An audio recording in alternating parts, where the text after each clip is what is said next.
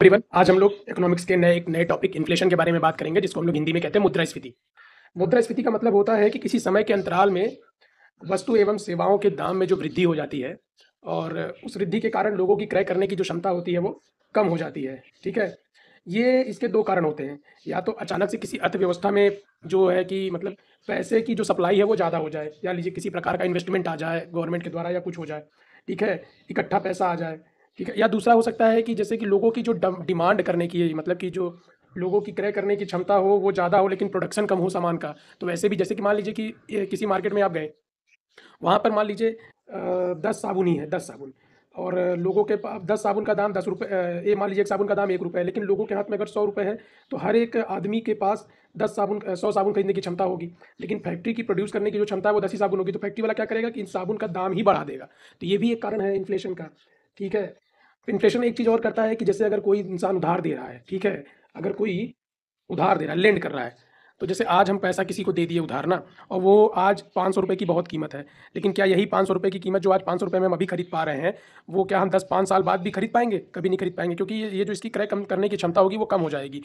तो इसी वजह से क्या होता है कि इन्फ्लेशन जो है वो जो देनदारी जिसकी रहती है, जो पैसा देता है, ठीक है, तो उसको ज़्यादा इफेक्ट करता है बजाय जो कि वो पैसा उधार लेता है। ठीक है, तो इन्फ्लेशन इसको भी इफेक्ट करता है।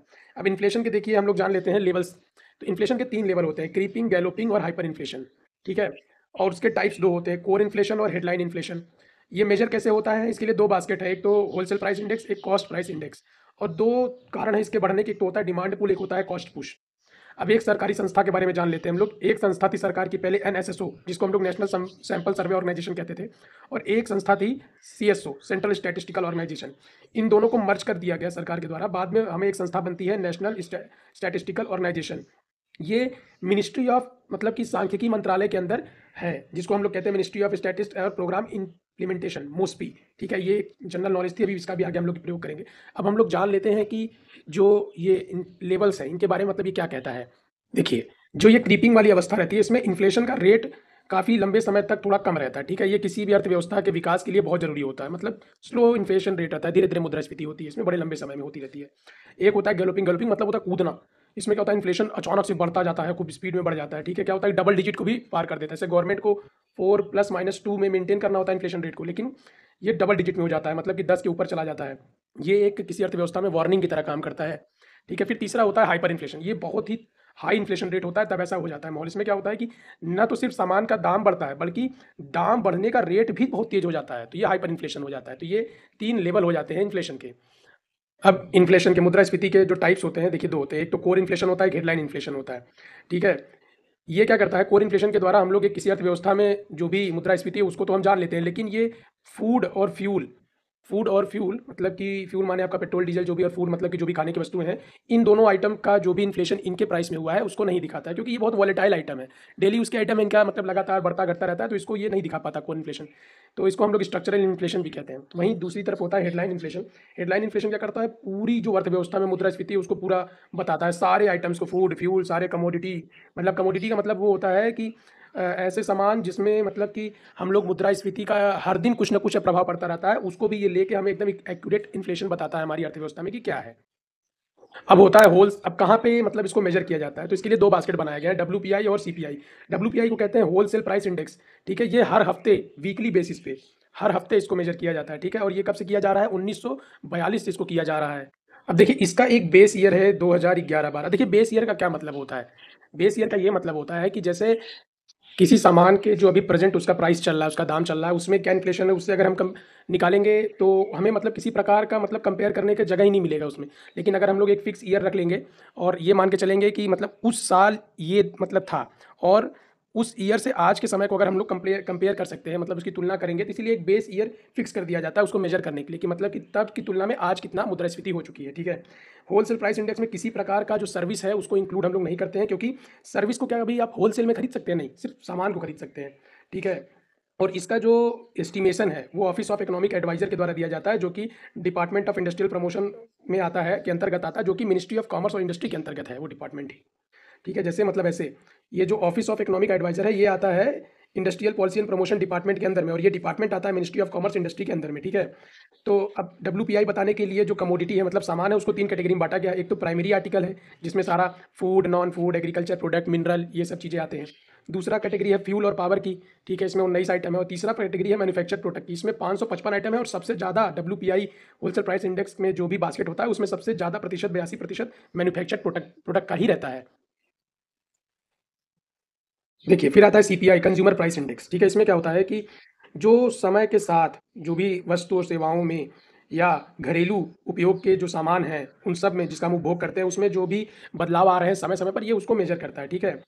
और इसका जो मूल्यांकन है और इसको जो प्रकाशित करता है वो होता है एनएसओ, नेशनल स्टैटिस्टिकल ऑफिस होता है। इसका जो बेस ईयर है वो 2012 है, ठीक है। इसका 4 प्रकार होता है सीपीआई का, जैसे होता है CPI rural, CPI urban, CPI combined, ठीक है। इसके एस्टीमेट को नेशनल स्टैटिस्टिकल ऑफिस देता है इन तीनों के, ठीक है।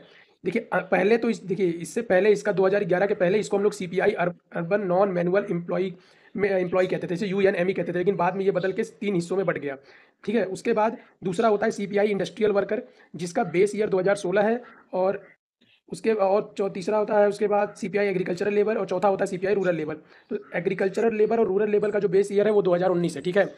इन तीनों का जो भी मतलब डेटा होता है वो डिपार्टमेंट ऑफ लेबर वेलफेयर ही हम लोग को देता है, ठीक है। तो ये होता है इसमें। अब इसके कारण क्या है ये जान लीजिए। देखिए जब भी किसी चीज़ का, डिमांड पुल की बात कर रहे हैं, जब भी किसी चीज़ का अगर मांग बढ़ती है तो उस सामान का जो है ना दाम भी बढ़ जाता है। ये दाम बढ़ने का बहुत कारण है, जैसे कि अगर जनसंख्या बढ़ गई अचानक से ज़्यादा लोग हो गए, हमारे देश में प्रोडक्शन करने की क्षमता कम होगी, तो क्या होगा कि वो लोग ज़्यादा लोग होंगे तो ज़्यादा डिमांड करेंगे, ठीक है। मान लीजिए मार्केट में लोगों के जेब में बहुत ज़्यादा पैसा चला आया किसी चीज़ से, मान लीजिए गवर्नमेंट के द्वारा किसी स्कीम में इन्वेस्टमेंट किया गया, लोगों के पास और पैसा आ गया, कोई योजना आ गई, तो वो और डिमांड करेंगे। बैंक अगर लो इंटरेस्ट पे लोन देने लगा, लोगों के पास जेबों में और पैसा आएगा तो वो और डिमांड करेंगे, ठीक है। या फिर गवर्नमेंट ने बहुत ह्यूज अमाउंट ऑफ मनी किसी योजना के अंतर्गत मार्केट में पंप कर दी हो तो भी लोगों का मांग बढ़ जाएगा, जिससे क्या होगा कि डिमांड पुल का मतलब कि डिमांड क्या करेगा, इन्फ्लेशन को पुल कर लेगा हम लोग का, ठीक है, बढ़ा देगा। तो happens when demand increases faster than supply, मतलब पूर्ति से ज़्यादा तेज मांग जब हो जाती है तब। अभी क्या होता है, कभी कभी क्या होता है कि सप्लाई से डिमांड ज़्यादा एक्सीड कर जाती है तो बढ़ जाता है, तो इसे हम लोग डिमांड पुल इन्फ्लेशन कहते हैं, ठीक है। तो दूसरा होता है कॉस्ट पुश इन्फ्लेशन। देखिए कॉस्ट पुश इन्फ्लेशन में क्या होता है कि जब भी किसी कच्चे माल का, ठीक है, दाम बढ़ जाए अचानक से, ठीक है, तो प्रोडक्ट से उसको मतलब उत्पादन करने वाले का भी दाम बढ़ जाएगा सामान का। मान लीजिए कि हम कोई चीज़ बना रहे हैं, मान लीजिए लोहे से हम पटरी बना रहे हैं, तो अब पटरी का दाम यही आगे जो हमको पता है कि यही दाम है, लेकिन मान लीजिए पीछे से लोहे का ही दाम बढ़ जाएगा तो भाई पटरी का भी दाम तो बढ़ना ही बढ़ना है, ठीक है। यहाँ पे डिमांड का कोई रोल नहीं होता है, सिर्फ क्या होता है कॉस्ट बढ़ जाती है। उसके कारण क्या है, देखिए उसके 3 कारण मैं बता सकता हूँ, जैसे कि किसी कच्चे माल के दाम में बढ़ोतरी हो गई अचानक से, जिस ज़मीन का हम लोग इस्तेमाल कर रहे थे कुछ प्रोड्यूस करने के लिए वहाँ का रेंट बढ़ गया, या लोगों की जो वेज है मतलब जिसको सैलरी दी जा रही है, जो भी भत्ता हम लोग दे रहे हैं, वो क्या कहते हैं कि वो लोगों का बढ़ गया, तो वो ऑटोमेटिकली किसी के कॉस्ट पर ही इफेक्ट करेगा, या गवर्नमेंट के द्वारा टैक्स ज़्यादा लगा दिया गया, या कंपनी के द्वारा हाई इंटरेस्ट रेट पे कर दिया गया, लेबर कॉस्ट बढ़ गई, ये सब चीज़ें कॉस्ट पुश इन्फ्लेशन का ही मतलब काम करती हैं, ठीक है। डिमांड का काम क्या होता है, ऊपर खींचना, और कॉस्ट पुश का काम होता है धक्का देना, ये धक्का देने का काम करता है, ठीक है। तो अभी इन्फ्लेशन के बारे में इतना ही हम बता रहे हैं। आने वाला जो नेक्स्ट वीडियो है फिर अब इन्फ्लेशन, डिसइन्फ्लेशन, स्टैगफ्लेशन, जो इसके प्रकार हैं, कैसे महंगाई पे उसका प्रभाव पड़ता है, उसके लिमिटेशंस क्या हैं, किस तरीके से इन्फ्लेशन हमारी अर्थव्यवस्था में इफेक्ट करता है। जैसे मान लीजिए कि पहले मैं 100 रुपये में 100 सामान खरीद लेता था, पर महंगाई बढ़ने के बाद अब मैं 100 रुपये में 95 सामान खरीद पा रहा हूँ, पर मुझे तो पूरे 100 रुपये के सामान की ही आवश्यकता थी, तो मैं बाकी के 5 सामान को खरीदने के लिए अपनी सेविंग में से पैसा खर्च करने लगूंगा, तो ये सब बड़ा इफेक्ट पड़ता है। तो इसको हम लोग आगे के वीडियो में देखेंगे, तब तक आप लोग बने रहिए। Thank you.